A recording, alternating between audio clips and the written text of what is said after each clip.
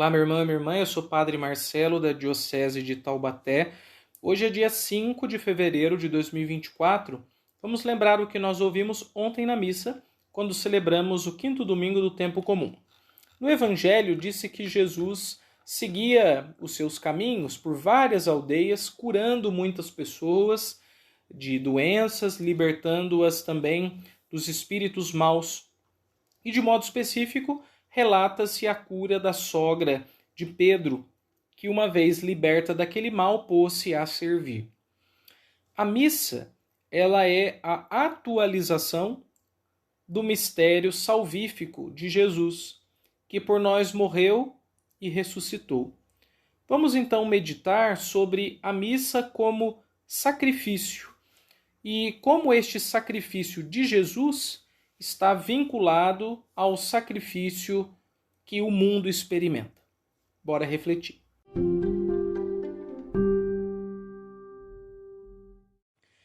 Eu vou comentar sobre a missa como sacrifício em 3 aspectos. O sacrifício de Jesus na cruz, o sacrifício da igreja na celebração e o sacrifício dos fiéis na participação ativa.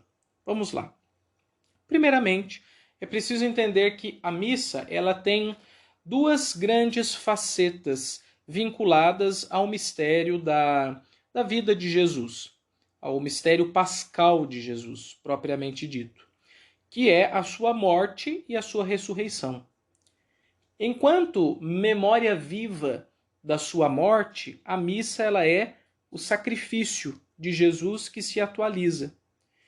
Enquanto memória viva da sua ressurreição, a missa é pão da ressurreição, é ceia de vida. Ela é o ágape dos irmãos no Senhor que nos deu o Espírito Santo. Então a missa, ela ao mesmo tempo é memória da cruz e memória da ressurreição. Agora, a pergunta é, por que Jesus morreu na cruz? A expressão mais genérica que define isso é para nos salvar. Agora, a salvação, ela tem 2 aspectos, um aspecto histórico e um aspecto pós-histórico, pós-morte, que é a vida eterna. Então Jesus queria garantir que as pessoas vivessem uma vida diferente, já agora, chamamos isso de o reino de Deus, e que uma vez vivido este reino, bem vivida, esta vida com ele na terra, se pudesse um dia então participar do seu convívio eterno no céu, que é o que a gente pode chamar de o reino do céu. O reino do céu é a plenitude do reino de Deus. E o reino de Deus é o céu começado, mas nunca completado nesta vida, nesta terra, nessa história, por conta das contingências da própria existência humana agora. Então, Jesus morre para nos salvar na história e na eternidade, nos dando uma vida nova desde já, eu vim para que todos tenham vida, e nos abrindo a porta do céu. Onde eu estiver, vocês estarão comigo. Ora, nas leituras que nós ouvimos, Jesus estava realizando muitas curas, milagres, que são sinais do reino de Deus, sinais de um mundo em que a vida predomina. E mesmo a sua palavra, enquanto ele pregava nas sinagogas e andava pelas aldeias da redondeza, ali também Jesus estava anunciando um reino diferente, uma vida diferente. E tudo isso vai encontrar, todo esse percurso de ações miraculosas e de palavras transformadoras, vai encontrar o seu auge no mistério da morte de Jesus na cruz e na sua ressurreição ao 3º dia. A missa, como a gente faz a memória da Quinta-feira Santa, da última ceia, ela é a entrega de Jesus por nós na cruz, para que nós tenhamos vida agora e depois. A missa, ela é também a recordação de que ele está no meio de nós. Nós o reconhecemos ao partir do pão, como os discípulos de Emaús. A missa é o lugar do sacrifício e da ressurreição. Únicos e definitivos, não haverá outro sacrifício, não é um sacrifício provisório, ele é para sempre, na história, né? E depois no céu nós experimentaremos apenas a ressurreição, mas é um sacrifício sempre atual. Então é como se fosse uma pedra jogada no rio. Você joga uma pedra num rio plácido, o que acontece é que começam a surgir muitas ondas ao redor daquela pedra. E para nós, Jesus morreu um dia na cruz, que foi a pedra lançada no rio da história, e essa salvação ondula pela história toda, como num rio. Bem, então esse é o sacrifício de Jesus, para que todos tenham vida. E a cada missa, nós nos reaproximamos, pela memória da missa, desse mistério. É como se a igreja nos convidasse a voltar pelas ondas da água na direção da pedra lançada. A missa é um túnel do tempo, é uma máquina do tempo que nos faz não só lembrar uma coisa lá de trás, mas nos faz estar lá atrás, nos põe lá atrás, une o passado e o presente para que o sacrifício de Jesus resulte em efeitos e frutos de vida nova para cada povo de cada tempo. Agora, segunda coisa, a missa, ela é o sacrifício de Jesus atualizado, mas quem celebra a missa, quem programa a missa, quem conduz a missa é a igreja. Então podemos dizer que a missa é também o sacrifício da igreja. E o que é a igreja? É o povo de Deus, é o templo vivo do Espírito Santo, é o corpo místico de Jesus. Quem celebra na missa é Jesus ao Pai.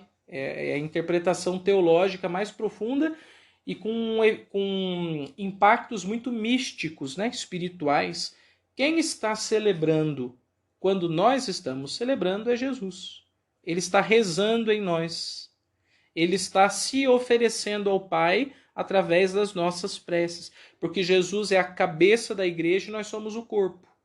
E nós nos unimos à cabeça para, num corpo inteiro, chamado Cristo integral, ofertarmos a Deus o nosso sacrifício, que é dele também.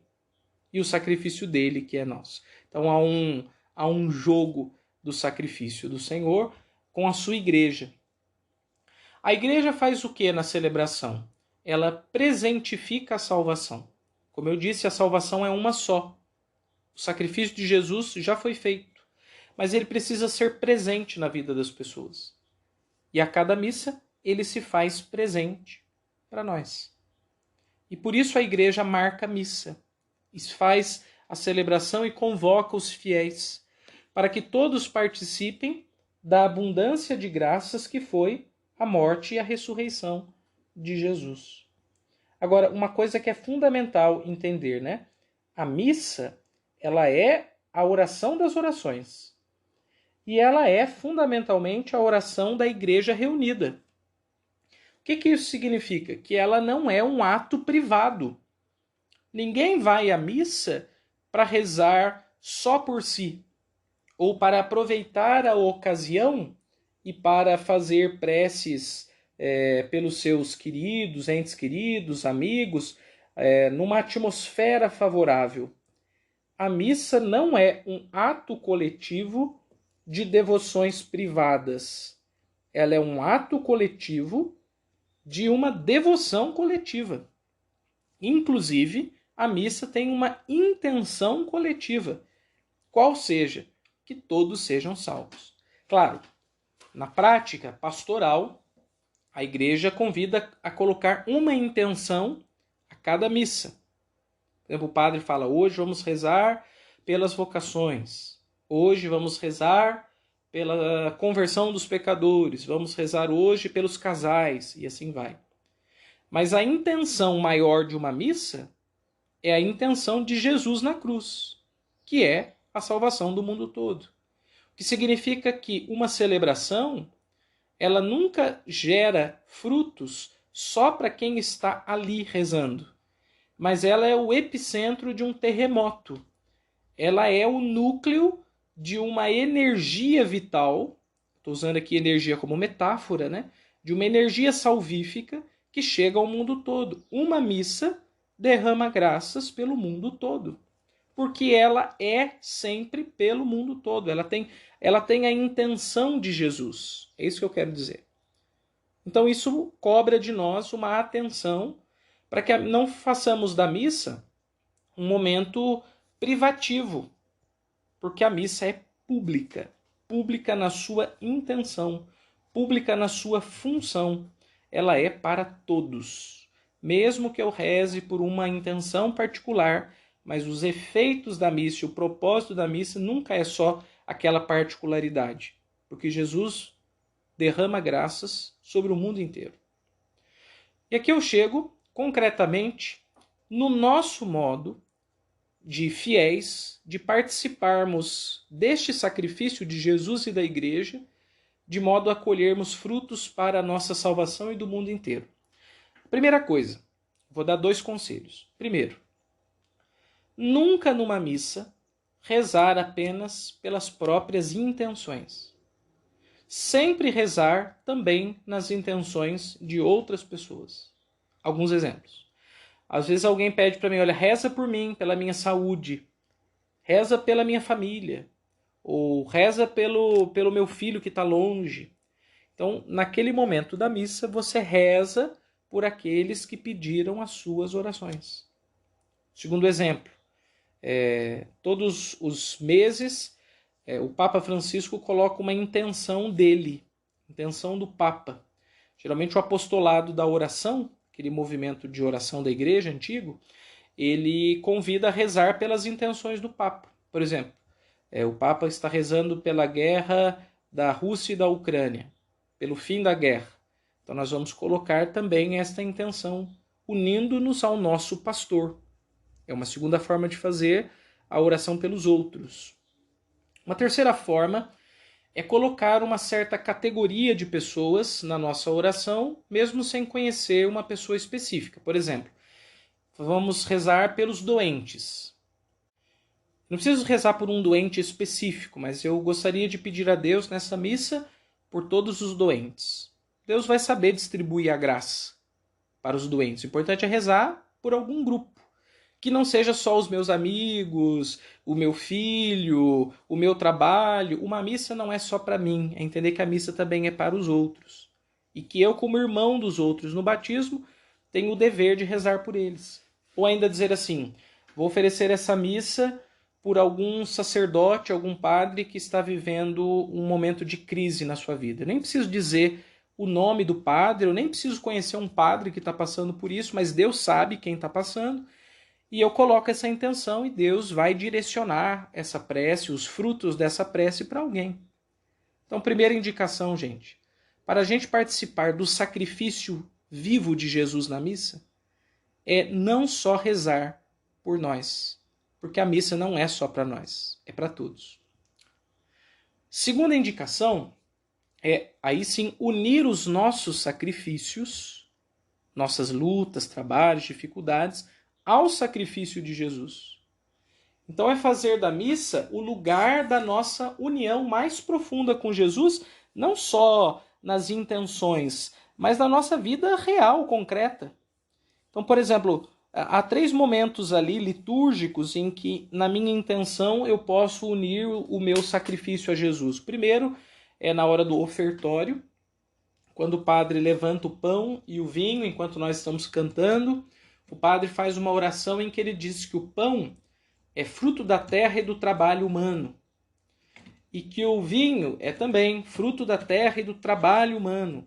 Então, o que quer dizer? Que aquelas oferendas que a gente está pondo ali para Deus são fruto do nosso trabalho. No ofertório, eu uno o sacrifício do meu trabalho ao sacrifício de Jesus. Na hóstia, no pão e no vinho estão simbolizadas as minhas lutas.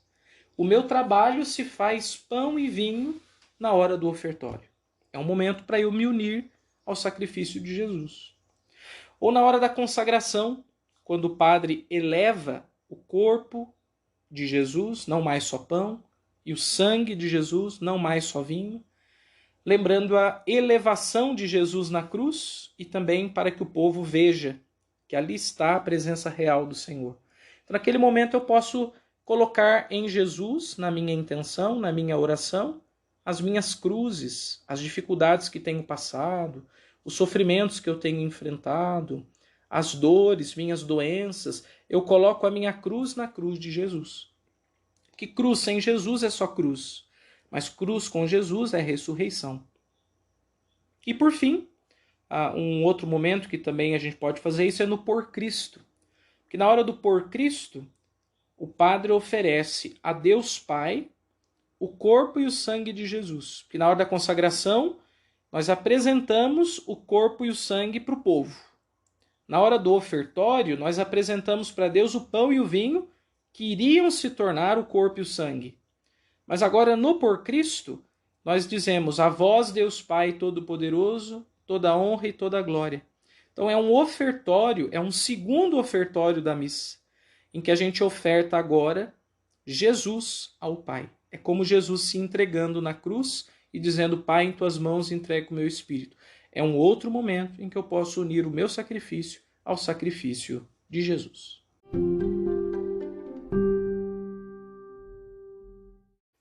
Nós estamos começando mais uma semana. Eu gostaria de te convidar, como exercício espiritual concreto, que você, durante a sua semana, procurasse, na sua intenção, nas suas orações, sempre estar unido ao trabalho de Jesus. Assim como Jesus deu a vida dele para a salvação do mundo, procure unir tudo o que você tem feito, seus trabalhos, seu cansaço, seu desânimo, sua doença, seus problemas, mas também sua alegria, sua vitalidade, seus esforços.